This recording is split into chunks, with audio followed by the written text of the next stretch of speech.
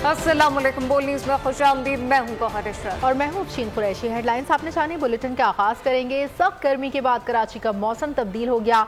गर्मी में कमी आई, कहीं हल्की कहीं तेज बारिश का सिलसिला जारी है। I Chundrigar road, Burns road, garden, federal area, Gulshan Iqbal, Nazimabad, Malir cantt, Surjani समेत मुख्तलिफ इलाकों में मूसलाधार बारिश। एयरपोर्ट के अतराफ में भी बादल जमकर बरसे हैं। महकमा मौसमियात के मुताबिक कराची के शुमाली मशरकी हिस्से में गरज चमक के साथ बारिश बरसाने वाले बादल मौजूद हैं। ताहम शहर में मानसून बारिशों का सिलसिला 5 जुलाई से शुरू होगा। कराची के मुख्तलिफ इलाकों में बारिश का सिलसिला जारी है। शहर की क्या सूरत हाल है, मौसम का मजीद हाल जानते हैं नुमाइंदा बोल न्यूज़ मरियम हसन से। मरियम हसन, आप बताइएगा इस वक्त आप कहाँ पर मौजूद हैं और मौसम कैसा है? में आज सुबह शदीद गर्मी के बाद बिलाखिर बादल बरसी पड़े। सबसे ज्यादा बारिश सरजानी टाउन में 14 मिलीमीटर जबकि मलीर में 10 मिलीमीटर रिकॉर्ड की गई। महकमा मौसमियात के मुताबिक बारिश का ये सिलसिला हफ्ते तक जारी रहने का इम्कान है। कल और परसों मूसलाधार बारिश जो है शहर के मुख्तलिफ इलाकों में उस का इम्कान है, जबकि महकमा मौसमियात के मुताबिक वक्फे से कल सुबह से ही बारिश का जो सिलसिला है वो शुरू होगा और हफ्ते की रात तक इसी तरीके से जारी रहेगा। जबकि शहर के जितने भी मुज़ाफ़ाती इलाके हैं वहाँ पे गरज चमक के साथ जो है बारिश हुई है, जबकि शहर की अगर हम डिस्ट्रिक्ट सेंट्रल और दीगर इलाकों की बात करें तो वहाँ पर जो है बूंदाबांदी और चंद इलाकों में जो है वो हल्की बारिश जो है शहरियों ने एक्सपीरियंस की। मानसून की पहली बारिश जो है वो आज हो चुकी है और महकमा मौसमियात के मुताबिक बारिश। मरियम हसन। और अभी जानिए, कराची में बारिश का आगाज होते ही के इलेक्ट्रिक का सिस्टम बैठ गया है। शहर में बारिश का पहला कतरा गिरते ही के इलेक्ट्रिक के सैकड़ों feeder PMT sub station trip कर गए। फनी खराबी के नाम पर मुख्तलिफ इलाकों में 3 घंटे से बिजली बंद है, जबकि के इलेक्ट्रिक के 400 फीडर ट्रिप कर गए हैं। जी, इस मुतालिक मजीद क्या तफसीलात हैं, कफील अहमद से जानते हैं। कफील, बताइएगा, इतनी ज़्यादा भी बारिश नहीं हुई लेकिन के इलेक्ट्रिक का निज़ाम मुकम्मल बैठ गया है। देखिए, बारिश हुई है कराची में और उसके बाद के इलेक्ट्रिक का सिस्टम था मुकम्मल तौर पे जो है वो बैठ गया। इस वक्त अगर हम बात कर लें तो 400 से ज़्यादा फीडर्स जो हैं वो अपना के इलेक्ट्रिक के वो ट्रिप कर गए। अगर हम बात करें इलाका वाइज तो इसमें नॉर्थ कराची है, शादमान टाउन है, सैयद टाउन है, औरंगी टाउन है, गुलस्तान जौहर है, गडाप है, गुलशन इकबाल है, मैमार है, औरंगी टाउन है, सरजानी है, तीसरा टाउन से गुलस्तान जौहर है, हदीद है, डिफेंस है, गिजरी है। यहाँ मुकम्मल तौर पर इस वक्त जो है वो बिजली बंद है। और अगर हम बात कर लें शहर के दीगर इलाकों के अंदर भी वहाँ उसके साथ बिजली के साथ साथ पानी की बहुत ज़्यादा जो है वो इस वक्त प्रॉब्लम जो है वो फेस करनी पड़ी। अगर हम बात कर लें हब, ओथल और अतराफ में भी जो है वो बिजली बंद हो चुकी है। बारिश के होते ही मुख्तलिफ इलाकों में जो है वो तकरीबन PMT जो है वो काम करना उन्होंने बंद कर दिया है। अगर हम उसके बात करें सरजानी में तकरीबन 90 हैं, गुलस्तान जौहर में 33 हैं और गुलशन इकबाल में तकरीबन 30 से ज़्यादा जो फीडर्स हैं वो ट्रिप कर गए हैं। अभी ताहाल बिजली मौत है, तो हम इलेक्ट्रिक कोई भी टाइम फ्रेम देने से जो है वो गुरेजा है कि कब तक जो है वो बिजली बहाल होगी। और आवाम का हाल एक गर्मी के बायस उनकी इस वक्त सूरत हाल है, उनके फौरी तौर पर मुतालबा है कि बिजली बहाल की जाए। आवाम परेशान है कि इलेक्ट्रिक के तकरीबन 400 फीडर ट्रिप कर गए हैं। कफील अहमद, बहुत शुक्रिया। कराची में मामूली बारिश के बाद मुख्तलिफ शाहराहों पर पानी जमा होने से ट्रैफिक की रवानी मुतासिर। करंट लगने के वाक़यात में एक शहरी जाँ बहक हो गया। इसी वक्त हमारे नुमाइंदे खुरम गुलजार शाहर पाकिस्तान पर मौजूद हैं, उनसे जानते हैं। खुरम गुलजार, बताइएगा क्या सूरत हाल देख रहे हैं शहर की? जी बिल्कुल, शहर में कई रोज से जारी शदीद गर्मी के बाद आज बारिश ने मौसम खुशगवार कर दिया है, लेकिन अब भी हम देख रहे हैं कि मामूली बारिश के बाद जो है वो हफ्स बरकरार है।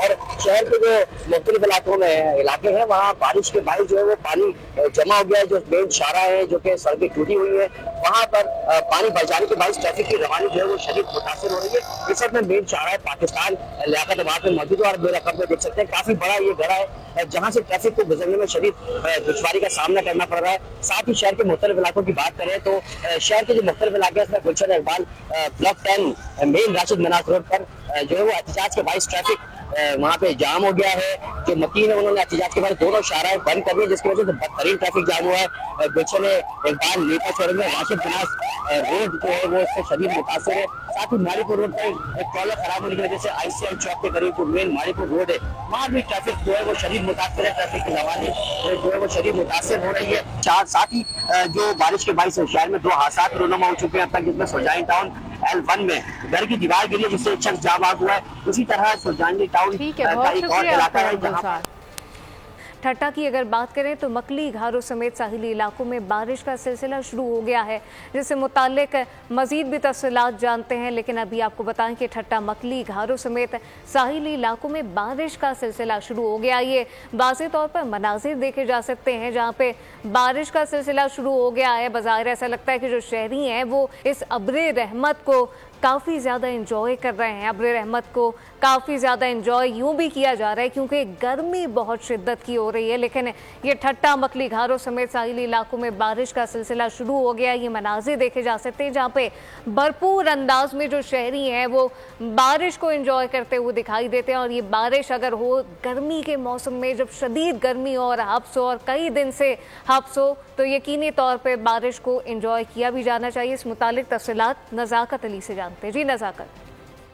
ठट्टा में जो मुसलसल कई दिनों से शदीद गर्मी के बायस आज जो है न आखिरकार बादल बरस पड़े। बादल बरसते ही जो मौसम खुशगवार हो गई है और ठट्टा, मकली, गारो, गुज्जो और दीगर जो इलाके साहिली इलाके हैं वहाँ भी बारिश का सिलसिला जारी है। बारिश के बाद जो लोग हैं वो घरों से निकल आए और खुशी से जो बारिश के ठंडे पानी में वो एंजॉय करें। इस वक्त आपको बताएं कि जो मुख्तलिफ इलाकों में तेज़ तूफ़ानी बारिश का सिलसिला जारी है। बारिश के बाद जो गर्मी और हब्स का जोर वो भी टूट गया है। इस वक्त नज़ाकत, बहुत शुक्रिया। इद्दत में निकाह केस में बानी PTI बुशरा बीबी की सजा मुअत्तली की दरखास्त मुस्तरद कर दी गई। एडिशनल डिस्ट्रिक्ट एंड सेशन जज मोहम्मद अफजल मजूका ने बानी PTI और बुशरा बीबी की सजा मुअत्तली पर महफूज फैसला सुनाया। अदालत ने 10 सफ़हात पर मुश्तमिल तफसीली फैसला भी जारी कर दिया। एडिशनल सेशन जज ने बानी PTI और बुशरा बीबी की सजा के खिलाफ अपीलों पर 25 जून को महफूज फैसला सुनाया। 10 सफ़हात पर मुश्तमिल तफसीली फैसला भी जारी कर दिया गया। तहरीरी फैसले में कहा गया है कि दोनों मुल्जिमान के पास सजा मुअत्तली का कोई जवाज मौजूद नहीं। बुशरा बीबी का खातून होना जमानत पर रिहाई का जवाज नहीं, लिहाजा बानी PTI और बुशरा बीबी की सजा मुअत्तली की दरख्वास्तें मुस्तरद की जाती हैं। अडियाला जेल के बाहर सिक्योरिटी के इंतहाई सख्त इंतजामात, जेल की जानिब जाने वाले तमाम रास्ते बंद कर दिए गए थे। फैसला सुनाए जाने के बाद PTI कारकुनों की जानिब से अडियाला जेल के बाहर एहतजाज किया गया। बानी PTI और बुशरा बीबी को 3 फरवरी 2024 को 7 बरस कैद की सजा सुनाई गई थी। अब इद्दत में निकाह केस में सजा के खिलाफ मरकजी अपीलों पर समाअत 2 जुलाई को होगी। तहरीक इंसाफ ने बानी PTI और इनकी अहलिया के खिलाफ इद्दत केस के फैसले को चैलेंज करने का ऐलान कर दिया है। कौमी असम्बली में अपोजिशन लीडर उमर अयूब ने कहा कि इद्दत में निकाह केस में सजा मुअत्तली के खिलाफ फैसले को हाई कोर्ट में चैलेंज करेंगे। हम इस फैसले की मजम्मत करते हैं। उमर अयूब ने कहा कि तहरीक इंसाफ के असीरान के रिहा होने तक कोई बातचीत नहीं होगी। हमारी तहरीक तेजी से आगे चलेगी और हर जगह मुजाहरे करेंगे। आज मुअत्तल नहीं हुई, इसको हम लोग इंशाअल्लाह ताला हाई कोर्ट में अपने वकला के जरिए फिलफोर चैलेंज करेंगे। मिस्टर शहबाज शरीफ है, उसको कौमी असेंबली के फ्लोर पे भी मैंने फॉर्मूला कहा कि किसी किस्म की बातचीत जब तक हमारे जितने असीरान कैद में हैं उनकी रिहाई तक और चार्जेस खत्म होने तक किसी किस्म के साथ कोई बातचीत किसी के साथ नहीं होगी। हमारी तहरीक और तेजी से चलेगी आगे और हम लोग हर जगह मुजाहरा करेंगे। माहिर कानून हाफिज एहसान अहमद ने दौरान इद्दत निकाह केस सजा मुअत्तली और दरख्वास्त से मुस्तरद होने के फैसले पर बोल न्यूज़ से खुसूसी गुफ्तगू करते हुए कहा कि PTI और इनके वकला को चाहिए था कि वो सजा मुअत्तली की अपीलों के बजाय अपनी तवज्जो में अपील पर रखते। इस मामले में PTI की खुद एतमादी इन्हें ले डूबी। पाकिस्तान में तमाम सियासी पार्टियाँ अपने लीगल केसेस को भी सियासी टर्फ पर लड़ती हैं। फैसला हक में आए तो आइन, इंसाफ और इदारों की फतह, अगर फैसला खिलाफ आ जाए तो इंसाफ का कत्ल हो जाता है। हमें इदारों की इज्जत करनी चाहिए, अपनी नाकामियों का इदारों पर नहीं थोपना चाहिए। PTI के लिए या उनके लॉयर्स के लिए बड़ा मुनासिब था इस चीज के अंदर कि वो सस्पेंशन ऑफ सेंटेंस जो है उसको प्रेस न करते और उसके ऊपर ये कहते कि हम अपनी मेन अपील की तरफ जाएंगे। चूंकि मेन अपील जो थी उसके अंदर ग्राउंड बेहतर थी उनके लिए कि जिसके अंदर जो प्रोसीजरल लैप्सेस थे या जो लीगल टेक्निकलिटीज थी जिसको फॉलो किया जाना चाहिए था वो ट्रायल कोर्ट ने उसको एड्रेस नहीं किया हुआ था। लेकिन इनका एक ओवर कॉन्फिडेंस था इस सारी एक्सरसाइज के अंदर और असर्ट करने की एक कोशिश की गई कि शायद हम इस केस को जीत जाएंगे और वही मेरा ख्याल है कि ओवर कॉन्फिडेंस ये प्रेम्प्ट करना है वो उनकी लीगल स्ट्रेटजी की वजह से उसका फेलियर आया है। सबसे बड़ी प्रॉब्लम जो है वो ये रही है ना सिर्फ पीटीआई बल्कि सारी पाकिस्तान की पॉलिटिकल पार्टीज के अंदर कि अपने जो वो लीगल केसेस हैं उनको भी पॉलिटिकल ट्रफ के ऊपर लड़ते हैं, और अगर उनके हक के अंदर फैसला आए तो इंसाफ की भी जीत है, कॉन्स्टिट्यूशन की भी जीत है, इंस्टीट्यूशंस भी बड़ा इंडिपेंडेंट ट्रांसपेरेंट काम कर रहे हैं, और अगर उनके खिलाफ फैसला आए इसके जो वतीरा इसका हमारी पॉलिटिकल पार्टीज का है इससे अवॉइड करना चाहिए। और अभी भी जो एक फिर स्टार्ट हो गया है कि जिसके अंदर इस सारी इंसाफ का कत्ल है या इंसाफ जो है वो हुआ नहीं है, तो क्या फिर यही वो जज है कि इंसाफ की फतह जो है उसका ये मुकद्दर और सिकंदर यही जज साहब बनेंगे? उधर वफाकी वज़ीर ने आज के फैसले को हक और सच की फतह करार दे दिया। बोले कि अदालत ने खबर मानी का इल्जामात को किस सबूत की बुनियाद पर रद्द करना था पहले से जाहिर होता था। इस मुतालिक कहा गया कि बुशरा बीबी के वकला ठोस दलाल नहीं दे सके, तहरीक इंसाफ वाले वक्त से पहले ही जश्न मनाना शुरू कर देते हैं। एक नींद थी खबर मानिका साहब की तरफ से और अदालत में बतौर मुद्दई वो पेश हुए और उनकी एक कंटेंशन थी। अब उनकी कंटेंशन को किसी सबूत की बिना पर रद्द किया जाना था, तो इतने शवाहिद और सबूत नहीं थे कि उसको रद्द किया जाए, तो मेरा ख्याल है वो नाकाम रही है डिफेंस काउंसिल और इमरान खान साहब और बुशरा बीबी के वकील इस केस को रद्द करने में। मैं समझता हूँ कि ये बहुत बड़ी आज नाकामी हुई है तरीके इंसाफ के लिए, उनके लीडर के लिए और हक सच की फतह। ये हमेशा जश्न मनाने में बहुत जल्दबाजी करते हैं और इनकी उम्मीदें बहुत सारी हैं, मगर हमेशा अल्लाह ताला के फजल से उम्मीदों में पानी ही गिरा। सुन्नी इत्तेहाद कौंसिल के मखसूस नशस्तों से मुतालिक केस में अहम मोड़ आ गया। चीफ जस्टिस काजी फाइज ईसा ने रिमार्क्स दिए कि पीटीआई को पार्टी इंतखाबात न कराने की सज़ा मिली, फैसले की गलत तशरीह का कोई इलाज नहीं, निशान से कन्फ्यूज़ ना करें, हम तहरीक इंसाफ के उम्मीदवारों को क्यों ना तस्वुर करें। जस्टिस मुनीब अख्तर ने रिमार्क्स दिए कि सुप्रीम कोर्ट का मकसद तहरीक इंसाफ को इंतखाबात से बाहर करना हरगिज़ नहीं था। जस्टिस अतर मिनुल्लाह ने कहा कि इलेक्शन कमीशन ने सुप्रीम कोर्ट के फैसले की गलत तशरीह करके मेजर पार्टी को इलेक्शन से निकाल दिया। मखसूस नशिस्तों पर खास समाअत, वकील इलेक्शन कमीशन पर सवालात की बौछार, तहरीक इंसाफ को पार्टी इलेक्शन न कराने की सज़ा मिली, बल्ले के निशान से कंफ्यूजन पैदा न करें, चीफ जस्टिस के रिमार्क्स। कहा आज़ाद उम्मीदवार को पीटीआई का उम्मीदवार क्यों तस्वुर नहीं किया गया। देखिए, सज़ा मिली पार्टी को क्योंकि इंटर पार्टी इलेक्शंस हुए नहीं एज अ कॉन्सिक्वेंस। अब या तो आप बल्ले का निशान किसी और को दे देते फिर समझ आता है, वो आपने महफूज रखा हुआ है। तो अगर एजेंसी में अगर वो कह रहा है मैं हूँ पीटीआई का, तो वो उसको आप इंडिपेंडेंट की तरह से भी बल्ले का निशान भी दे सकते हैं, ज़रूरी नहीं है कि आप कोई दूसरा दें। इलेक्शन कमीशन ने सुप्रीम कोर्ट के फैसले की गलत तशरीह करके बड़ी पार्टी को इलेक्शन से निकाल दिया। जस्टिस अतहर का बड़े केस की समाअत में बड़े रिमार्क्स। आप पहले सीरियल नंबर 22 पे आ जाएं। जी सर। उसने थ्रू आउट अपने आप को पीटीआई का डिक्लेयर किया, बिल्कुल। उसने सर्टिफिकेट्स भी दिए, बिल्कुल। उसने विड्रॉल भी नहीं की। जी। आपने इसको अदर देन पीटीआई कैसे ट्रीट? सर ये जस्टिस जमाल मंदखेल ने कहा हामिद रजा के खत में कहीं नहीं लिखा कि वो अपना पार्टी सर्टिफिकेट वापस लेना चाहते हैं। हामिद रजा ने तो कहा बल्ले का निशान दें, अगर ना मिले तो शटल कॉक दिया जाए। क्या ये कहने से उम्मीदवार आजाद हो जाता है? इस उर्दू वाले में ये तो नहीं लिखा कि मैं आज़ाद होना चाह रहा हूँ या मैं वो सर्टिफिकेट जो एफिलिएशन सर्टिफिकेट है वो विड्रॉ करना चाहता हूँ। जी बिल्कुल सर, बट वो आई एग्री सर। उसने कहा कि अगर बैट अदालत से ना मिले, बिल्कुल, तो शटलकॉक दे, बिल्कुल। तो उसको does it mean that he was independent? Justice Aminuddin Khan ने इस्तफसार किया कि क्या तहरीक इंसाफ नजरियाती का भी टिकट जमा कराया गया था। कि आप जो तरतीब आपने बताई, जी, फर्स्ट नॉमिनेशन जिसमें कहा कि सुन्नी इत्तेहाद कौंसिल अलायंस, फिर PTI ticket, that's right, then पीटीआईएन का भी टिकट आया है। पीटीआईएन का सर टिकट नहीं है, उसकी वो स्टैट्यूटरी डिक्लेरेशन है। पैदल पे सवालात पर वकील इलेक्शन कमीशन बैकफुट पर आ गए। The overall approach of let me say of the ECP in these matters, as my lord said, when the dust settled, their very last, जो उनकी सबसे लास्ट रिक्वेस्ट थी, उस पे एक्ट हुआ। जी, ये मेरी अंडरस्टैंडिंग ये है।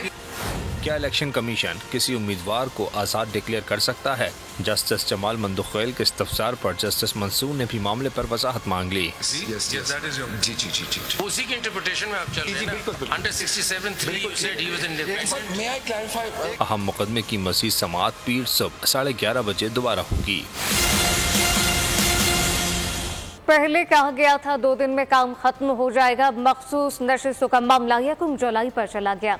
बल्ले के निशान से पार्टी को महरूम करना इंतहाई गलत फैसला था। पीटीआई रहनुमा फैसल जावेद की सुप्रीम कोर्ट के बाहर मीडिया से गुफ्तगू, कहा कि पार्टी को मखसूस नशिस्तों से महरूम करना वोटर के हुकूक की पामाली है। था कि 24 और 25 2 दिन में ये कंक्लूड हो जाएगा, लेकिन फिर 27 तारीख भी रखी गई और अब मंडे पे बात चली गई है, यानी कि 1 जुलाई पे। और अब तक की जो प्रोसीडिंग्स रही हैं उसमें एक चीज बार बार सामने आ रही है, हर बात से निकल के आ रही है, और वो है बल्ले के निशान की बात। ये कितना गलत फैसला था बल्ले के निशान, एक पार्टी को उससे महरूम किया गया, न सिर्फ पार्टी को बल्कि वोटर का जो हक है वो उससे छीना गया, क्योंकि वोटर निशानदेही करने में उससे आसानी होती है। पाकिस्तान जैसे मुल्कों में जहाँ लिटरेसी रेट कम है तो इंतखाबी निशान रखा ही इसलिए जाता है कि वोटर आसानी से आइडेंटिफाई कर सके, अपनी मंशा का इजहार कर सके, अपनी राय को एक्सप्रेस कर सके। तो जब आप एक निशान ले लेते हैं यूनिवर्सल, तो बेसिकली आप वोटर को उसके हक से मजरू करते हैं, और ये मखसूस नशिस्तों का मामला भी वोटर ही के हक को प्रोटेक्ट करने का है। नायब वज़ीर आज़म इसहाक़ डार का ऐवान में कहना था, क्या बताऊं इस मुल्क को किस तरह अदम इस्तेहकाम का शिकार किया गया। मैं इसमें नहीं जाना चाहता कैसे एक मुंतखब हुकूमत को हटाकर सियासी अदम इस्तेहकाम पैदा किया गया था। Potential to come out of this quagmire. Pakistan proved it 2013-17. Pakistan was macroeconomic unstable country. Pakistan was declared to be within 7 months. Whosoever wins the election to declare default. क्या हुआ? Within 3 years. वो कहते थे 10 से 12 साल लगेंगे. Within 3 years, Pakistan reached to a stage where it became 24th global economy of the world. This is Pakistan potential. And what was projected by PricewaterhouseCoopers, Pakistan will be part of G20 the way it's flying. अब मैं क्या उसका रोना रो जो political instability create की गई, जो इस मुल्क में एक तूफान खड़ा किया गया और एक हुकूमत को फारग कर किसी को लाने के लिए, मैं उसमें उस तफसील में नहीं जाना चाहता। All I am saying Pakistan has the ability to come out of this quagmire very soon. और अब ये जानिए, जमात इस्लामी ने ऑपरेशन आज़म इस्तेहकाम की मुखालफत कर दी है। जमात इस्लामी खैबर पख्तूनख्वा के नायब अमीर इनायतुल्लाह कहते हैं कि ऑपरेशन मसाइल का हल नहीं, इससे अवाम और सिक्योरिटी इदारों के दरमियान फासले मजीद बढ़ेंगे। मजीद तफसीलात क्या हैं, जानते हैं नवाब शेर से। जी बिल्कुल, जमात इस्लामी ने भी ऑपरेशन आज़म इस्तेहकाम को मुस्तरद कर दिया है। मेरे साथ इस वक्त जमात इस्लामी खैबर पख्तूनख्वा के नायब अमीर इनायतुल्लाह साहब मौजूद हैं, उनसे बात करते। जी, आप लोग क्यों ऑपरेशन की मुखालफत कर रहे हैं? हम समझते हैं, हमारा मौक़िफ़ है कि ऑपरेशन के मिलिट्री ऑपरेशन के नतीजे में मसाइल हल नहीं होते, मज़ीद गंभीर होते हैं, और इसके नतीजे में फ़ौज और आवाम के दरमियान फासले ज़्यादा हुए हैं, आवाम के अंदर रिप्रेजेंटमेंट बढ़ी है, और एक सेगमेंट है सोसाइटी का कि जो अब नफ़रत के हद तक पहुंच गया है। और 2008 से मुसलसल जब ऑपरेशंस शुरू हुए, मिलिट्री ऑपरेशंस, बल्कि 2001 में मिलिट्री ऑपरेशंस का आगाज़ हुआ, जो अमरीकियों ने किया, जिसको ऑपरेशन एंडिवरिंग फ्रीडम या कोई नाम दिया गया था, वही ऑपरेशन अफ़गानिस्तान में भी चल रहा था, लेकिन इधर भी चल रहा था। हमारा उस वक्त से मौक़िफ़ था और अब भी है कि मिलिट्री ऑपरेशंस के नतीजे में पाकिस्तान के एंड साइड कोई मसला हल नहीं होगा, इसलिए हम मुतालबा करते हैं कि कोई मिलिट्री ऑपरेशन शुरू ना किया जाए, इसकी मुज़ाहिमत की जाएगी। हम दूसरा मुतालबा ये करना चाहते हैं। नवाब शेर, बहुत शुक्रिया। न्यूज़ स्टूडियो से फिल वक्त इतना ही। मज़ीद खबर और अपडेट्स के लिए आप विजिट कर सकते हैं हमारी वेबसाइट boldnews.com। देखते रहिए बोल्ड।